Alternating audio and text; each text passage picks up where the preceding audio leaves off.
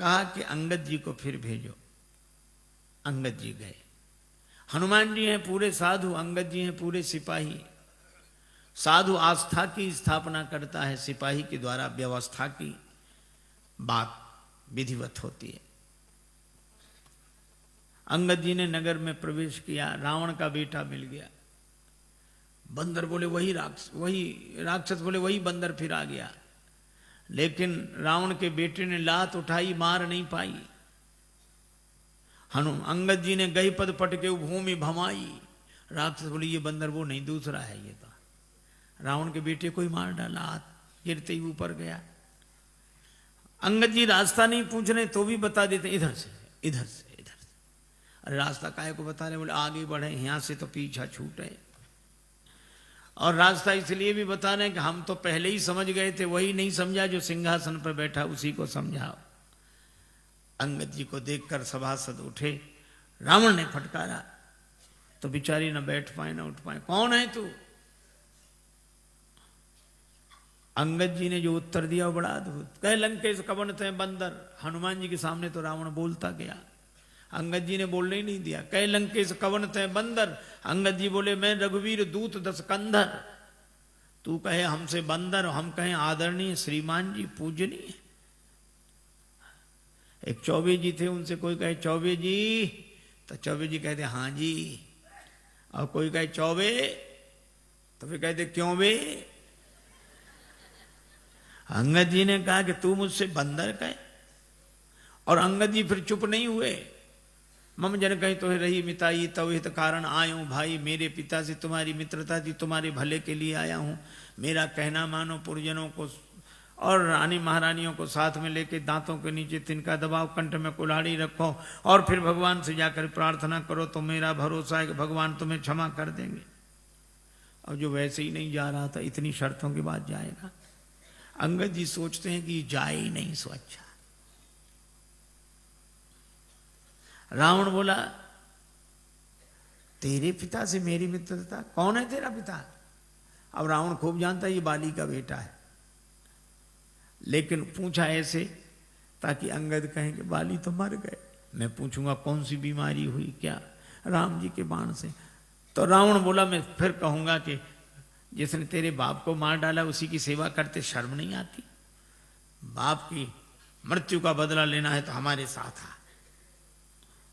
लेकिन जैसे ही अंगद जी से कहा कि तुम्हारा पिता कौन, तो अंगद जी बोले 6 महीने जिसकी बगल में दबे रहे उस बाली को भूल गए। रावण ठाका लगा बोला हाँ हाँ हाँ हाँ हाँ हाँ रहा बाली बानर में जाना। आजकल बाली कहाँ है?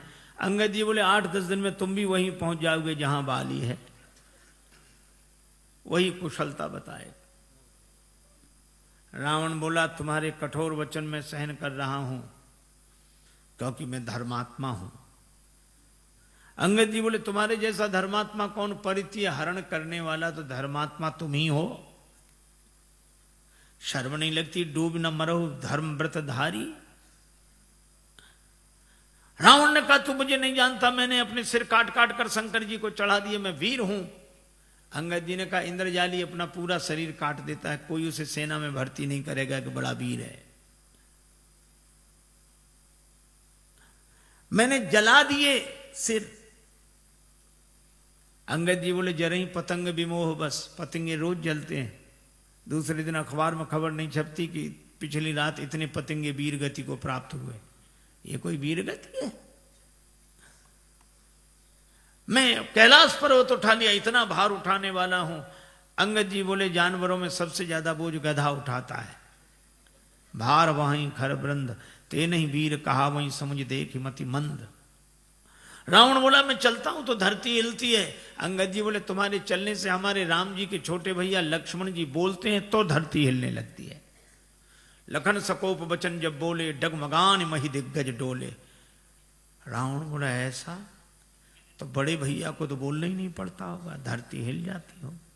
हाँ नहीं बोलना पड़ता। वे धनुष पर हाथ फेरे सर चाप कर फेरन लगे तो भूधर डगमगे। रावण बोला क्यों रे? बाली तो इतना गप्पी नहीं था।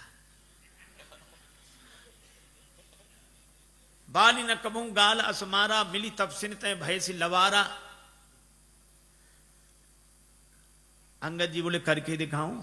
जब ते कीन राम के निंदा, क्रोध बंत अति भयो कपिंदा, कटकटान मही कुंजर भारी, दो भुजदंड तमक मही मारी। और जो पृथ्वी पर प्रहार किया, डोलत अवनी, धरती हिल गई, सभासद खसे, रावण के मुकुट गिरे, छीना झपटी मची। 6 मुकुट रावण ने सिर पर लगाए, 4 मुकुट अंगद जी ने राम जी की शरण में भेज दिए। अब विचार करो, 10 सिर और 6 मुकुट कितने सुंदर लग रहे होंगे। लेकिन रावण से किसी ने कहा कि सुंदर नहीं दिख रहे। बोले भले ही सुंदर न लगे, 2 तो ज्यादा हैं इधर। अंगद से कहा उठा के फेंक दो इसको, राक्षसों को फेंक दो।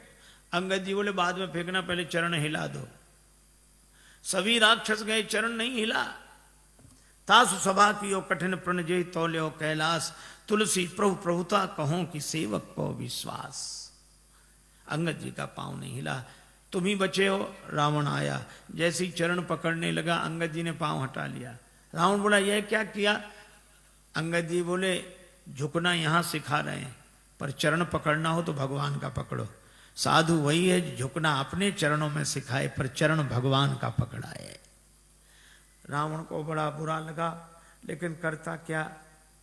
अंगद जी आए, राम जी से कहा कि युद्ध अवश्यम भावी है। दूसरे दिन से युद्ध आरंभ हुआ।